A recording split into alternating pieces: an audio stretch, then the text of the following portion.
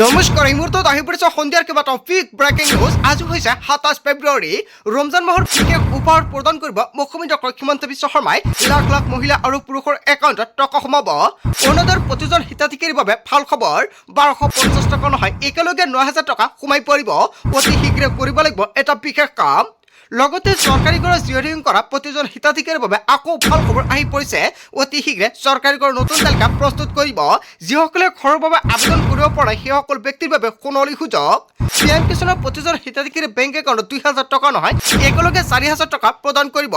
আত্মসহায়ক প্ৰতিজন মহিলাৰ বেংক একাউণ্টত ১০,০০০ টকাৰ পৰিৱৰ্তে ২৫,০০০ টকা প্ৰদান কৰিব। ১০,০০০ টকা লাভ কৰিছে নে নাই কমেণ্ট কৰক। লগতে কেইবাটাও ৰাজনৈতিক খবৰৰ লগতে অৰাজনৈতিক খবৰ যুগুত কৰা হৈছে আজিৰ দিনটোত। গোটেই অসম তথা ভাৰতৰ বিভিন্ন প্ৰান্তৰ পৰা যুগুত হৈছে কেইবাটাও ডাঙৰ খবৰ। এনেবোৰ খবৰ নিতৌ পাই থাকিবলৈ চেনেলটি ছাবস্ক্ৰাইব কৰি ভিডিঅ'ত এটা লাইক কৰিবলৈ নাপাহৰিব। আজিৰ আমাৰ প্ৰথম খুবেই গুৰুত্বপূৰ্ণ খবৰ হৈছে অসমবাসীৰ বাবে এটা ডাঙৰ খবৰ। ৰাজ্যৰ লাখ লাখ অৰুণোদয় হিতাধিকাৰীলৈ মুখ্যমন্ত্ৰী ডক্টৰ হিমন্ত বিশ্ব শৰ্মাই কৰিলে বৃহৎ ঘোষণা।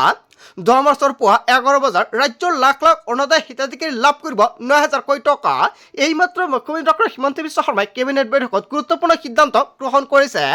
ডিবিটি যোগে পুৱা ১১ বজাত এই ধন লাভ কৰিব লাখ লাখ হিতাধিকাৰী একাউণ্টত। হয়, অসমৰ মুখ্যমন্ত্ৰী ডক্টৰ হিমন্ত বিশ্ব শৰ্মাই ১০ মাৰ্চত ১১ বজাৰ লগে লগে অৰুণোদয়ৰ প্ৰতিজন হিতাধিকাৰী একাউণ্টত ৯,০০০ টকা প্ৰদান কৰিব। কিন্তু প্ৰতিগৰাকী হিতাধিকাৰী একাউণ্টৰ লগত ডিবিটি লিংক কৰা থাকিব লাগিব। যিসকল হিতাধিকাৰী এতিয়ালৈকে ডিবিটি লিংক কৰে আজি ডিবিটি লিংক কৰক। ডিবিটিক লৈ কেবিনেট বৈঠকত মুখ্যমন্ত্ৰী ডক্টৰ হিমন্ত বিশ্ব শৰ্মাই ডাঙৰ সিদ্ধান্ত গ্ৰহণ কৰিছে।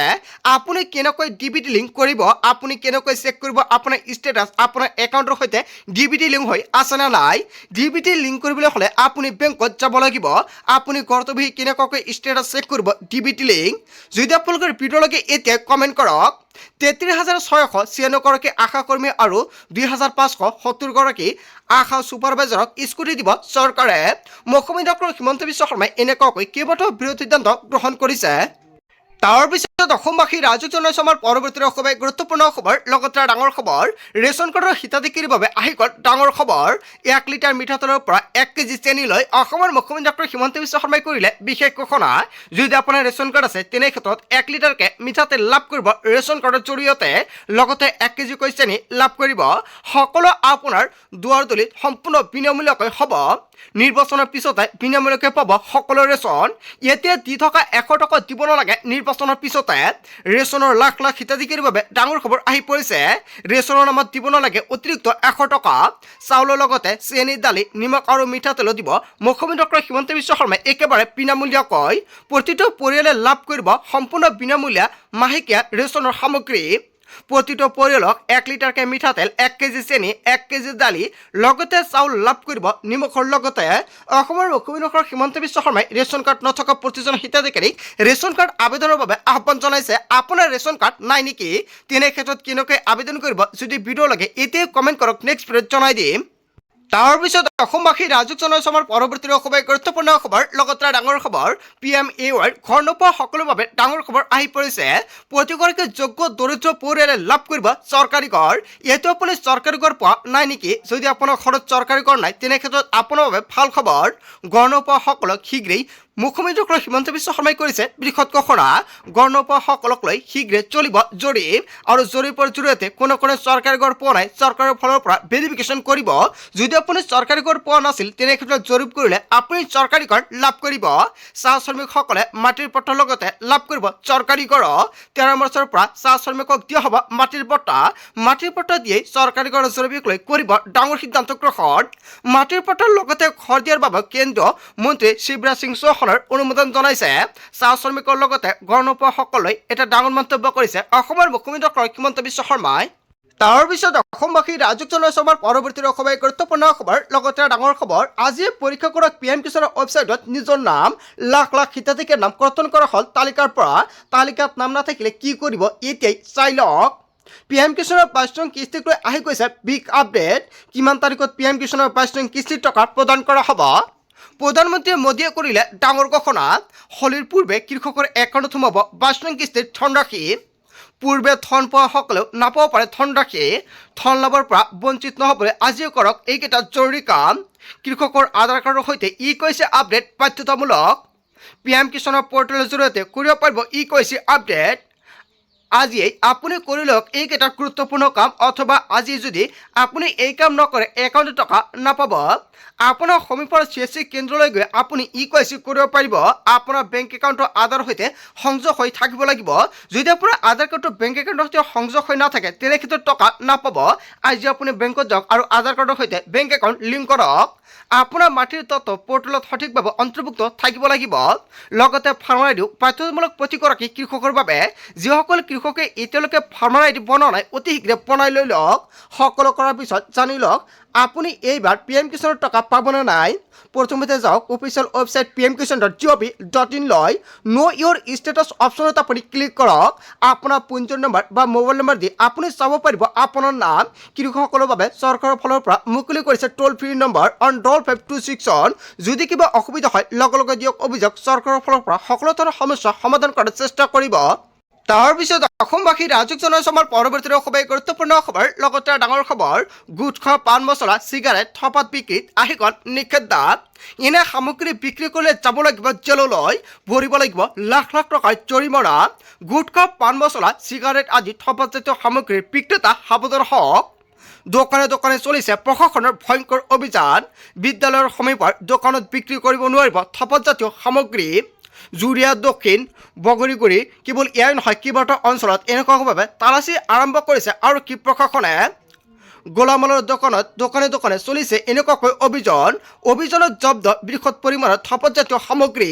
আপোনাৰ গাঁও বা অঞ্চলত যদি এনেকুৱাকৈ একশ্যন প্ৰক্ৰিয়া আৰম্ভ কৰিছে প্ৰশাসনৰ ফালৰ পৰা নিশ্চয় কমেণ্ট কৰি জনাই দিব। তাৰপিছত অসমবাসী ৰাজক জনাইছো আমাৰ পৰৱৰ্তী খুবেই গুৰুত্বপূৰ্ণ খবৰ। লগতে ডাঙৰ খবৰ, জুবেন গাৰ্গৰ ন্যায় প্ৰক্ৰিয়াৰ পৰা অৰুণোদয় হিতাধিকাৰীলৈ মুখ্যমন্ত্ৰী ডক্টৰ হিমন্ত বিশ্ব শৰ্মাই 33টাকৈ বৃহৎ সিদ্ধান্ত গ্ৰহণ কৰিছে। এটা নহয় দুটা নহয় 23টাকৈ বৃহৎ ঘোষণা কৰিছে মুখ্যমন্ত্ৰী ডক্টৰ হিমন্ত বিশ্ব শৰ্মাই। আশা কৰ্মী আৰু আশা ছুপাৰভাইজাৰসকললৈ কেইবাটাও গুৰুত্বপূৰ্ণ সিদ্ধান্ত গ্ৰহণ কৰিছে। আশা এক্সপ্ৰেছ প্ৰদানৰ ঘোষণা কৰিছে মুখ্যমন্ত্ৰী ডক্টৰ হিমন্ত বিশ্ব শৰ্মাই। 10 মাৰ্চৰ পুৱা 11 বজাত ৰাজ্যৰ লাখ লাখ অৰুণোদয় হিতাধিকাৰী একাউণ্টত 9,000 টকা প্ৰদান কৰিব DBT যোগে। ইয়াৰ মুখ্যমন্ত্ৰী ডক্টৰ হিমন্ত বিশ্ব শৰ্মাই স্পষ্টীকৰণ প্ৰকাশ কৰিছে। 326গৰাকী হিতাধিকাৰীয়ে মিছন বসুন্ধৰাৰ অধীনত মাটিৰ পট্টা লাভ কৰিছে। আৰু সতী সাধনী বিশ্ববিদ্যালয়ৰ সমীপতে নিৰ্মাণ হ'ব হোটেল আৰু মিউজিয়াম। ইয়াৰ বাবে গোলাঘাট জিলা চুতীয়া ছাত্ৰ সন্থাক 8 বিঘা ভূমি আবণ্টন দিয়া হৈছে। কেবিনেট বৈঠকত এনেকুৱাকৈ বৃহৎ সিদ্ধান্ত গ্ৰহণ কৰিছে। শিলচৰত 5 ষ্টাৰ হোটেল নিৰ্মাণৰ বাবে 103 কোটি টকা পুঁজি অনুদান। লোক নিৰ্মাণ বিভাগত 241টা পথ নিৰ্মাণৰ বাবে অনুমোদন দিয়ে। পঞ্চায়ত আৰু গ্ৰাম উন্নয়ন বিভাগৰ ঠিকাভিত্তিক কৰ্মচাৰী চাকৰি 60 বছৰলৈ বৃদ্ধি কৰে। যিসকলৰ বয়স 45 বছৰ অতিক্ৰম কৰিছে তেওঁলোকৰ কাৰ্যকাল 60 বছৰলৈ বৃদ্ধি কৰা হৈছে। জুবেন গাৰ্গক ন্যায় প্ৰদানৰ বাবে চৰকাৰে গঠন কৰিব ফাষ্ট ট্ৰেক আদালত। জুবেন গাৰ্গক ন্যায় প্ৰদানৰ বাবে চৰকাৰে গঠন কৰিব ফাষ্ট ট্ৰেক আদালত। আৰু আদালতত গঠন কৰাৰ বাবে কমিটি গঠনৰ সিদ্ধান্ত কেবিনেট বৈঠকত। গুৱাহাটী উচ্চ ন্যায়ালয়ে প্ৰদান কৰিব গাইডলাইন। কেৱল ইয়াই নহয়, গণশিল্পী ৰাজীৱ শদিয়াৰ পত্নী উপাসনা বকলিয়াল গগৈলৈ ৰাজ্য চৰকাৰক চাকৰি।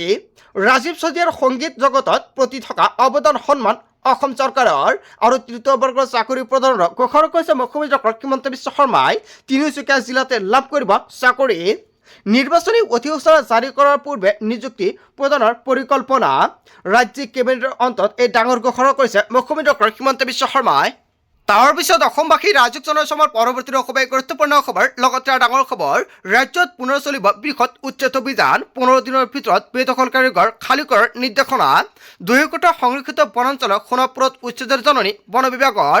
গোৱালপাৰা জিলাৰ বন বিভাগে জাৰি কৰিছে উচ্ছেদৰ জাননী। বন বিভাগৰ উচ্ছেদৰ জাননীৰ পিছতে হাহাকাৰ লাগিছে বেদখলকাৰীৰ মাজত। ৰমজানৰ ৰোজাৰ মাজতে জাননী পোৱাৰ পিছতে হাহাকাৰ লাগিছে বহু লোকৰ মাজত। তাৰপিছত অসমবাসী ৰাজক জনাইছো আমাৰ পৰৱৰ্তী খুবেই গুৰুত্বপূৰ্ণ খবৰ। লগতে ডাঙৰ খবৰ, 40টা সমষ্টিত বিজেপিয়ে দিব নতুন প্ৰাৰ্থী। টিকট নাপাই বৰ্তমানে বহু বিধায়কে অসমৰ মুখ্যমন্ত্ৰী ডক্টৰ হিমন্ত বিশ্ব শৰ্মা চৰকাৰে কেইবাটাও গুৰুত্বপূৰ্ণ সিদ্ধান্ত গ্ৰহণ কৰিব। বহু বিধায়কৰ টিকট কৰ্তন কৰিবলৈ সাজু হৈছে বিজেপি চৰকাৰ। ৰিপৰ্ট কাৰ্ড বিয়াসহ বিধায়কে নাপাব টিকট। 26ৰ ৰণত চৰকাৰৰ ফালৰ পৰা গুৰুত্বপূৰ্ণ সিদ্ধান্ত গ্ৰহণ কৰিছে। ৰিস্ক নলয় বিজেপি চৰকাৰে 26ত। গ্ৰাউণ্ড জিৰ' ৰিপৰ্ট সংগ্ৰহ কৰিছে বিজেপিয়ে। টিকেটৰ ক্ষেত্ৰত কোনো ধৰণৰ কম্প্ৰমাইজ নকৰে বিজেপিয়ে। 26ৰ বিধানসভা নিৰ্বাচনৰ বাবে মাষ্টাৰ প্লেন সাজু কৰিছে বিজেপিয়ে। ৰাজ্যৰ প্ৰায় 40টা সমষ্টিত নতুন মুখ প্ৰাৰ্থী প্ৰদান কৰা হ'ব। নতুন মুখে এইবাৰ বিজেপিৰ পৰা প্ৰতিদ্বন্দ্বিতা আগবঢ়াব। আগন্তুক নিৰ্বাচনত জয়ৰ সম্ভাৱনা থকা আসনৰ সংখ্যা বেছি আৰু যুৱ প্ৰাৰ্থী আৰু মহিলা প্ৰাৰ্থীয়ে পাব অগ্ৰাধিকাৰ। এইবাৰ বিজেপিৰ মিছন 103 আৰু 103খন আসন দখল কৰাৰ সম্ভাৱনা আছে। মিত্ৰ দলে আসন বুজাবুজিও শীঘ্ৰে ৰাজহুৱা কৰা হ'ব। বিজেপিৰ মিত্ৰজোঁটৰ আসনৰ ভাগ বাটোৱাৰ সম্পূৰ্ণ হোৱাৰ দিশে। এতিয়ালৈকে 80টা সমষ্টিৰ প্ৰাৰ্থী চূড়ান্ত কৰা হৈছে। কেন্দ্ৰীয় নেতৃত্বৰ অনুমোদনৰ পিছতে চূড়ান্ত তালিকা প্ৰকাশ পাব।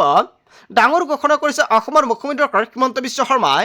তাৰ পিছত অসমবাসী ৰাইজক জনাইছে আমাৰ পৰৱৰ্তী খুবেই গুৰুত্বপূৰ্ণ খবৰ। লগতে ডাঙৰ খবৰ, 26ত ৰাজ্যত গঠন হ'ব কংগ্ৰেছৰ চৰকাৰ। গৌৰৱ গগৈয়ে কৰিলে বৃহৎ ঘোষণা। পৰিৱৰ্তন যাত্ৰাই ৰাজ্যত যথেষ্ট প্ৰভাৱ পেলাইছে। কংগ্ৰেছ কৰ্মীৰ সাহস দেখি ৰাইজ নিশ্চিত হৈছে। ৰাজ্যৰ বিভিন্ন প্ৰান্তত কংগ্ৰেছ কৰ্মী সকলো আমাক স্বাগতম জনাইছে। কংগ্ৰেছে চৰকাৰ গঠন কৰিব বুলি আনুষ্ঠানিকভাৱে ঘোষণা কৰিছে গৌৰৱ গগৈয়ে। 26ত আচলতে কংগ্ৰেছ চৰকাৰ গঠন কৰিব পাৰিব নাই, জনতাই কি ক'ব, জনতাৰ মন্তব্য নিশ্চয় কমেণ্ট কৰি জনাই দিব। বন্ধু বান্ধৱীসকল, গোটেই অসম তথা ভাৰতৰ বিভিন্ন প্ৰান্তৰ পৰা যুগুত হৈছে কেইবাটাও ডাঙৰ খবৰ। এনেবোৰ খবৰ নিতৌ পাই থাকিবলৈ চেনেলটি ছাবস্ক্ৰাইব কৰি ভিডিঅ'ত এটা লাইক কৰিবলৈ নাপাহৰিব। চ' থেংক ইউ ফৰ ৱাচিং ফুল ভিডিঅ'।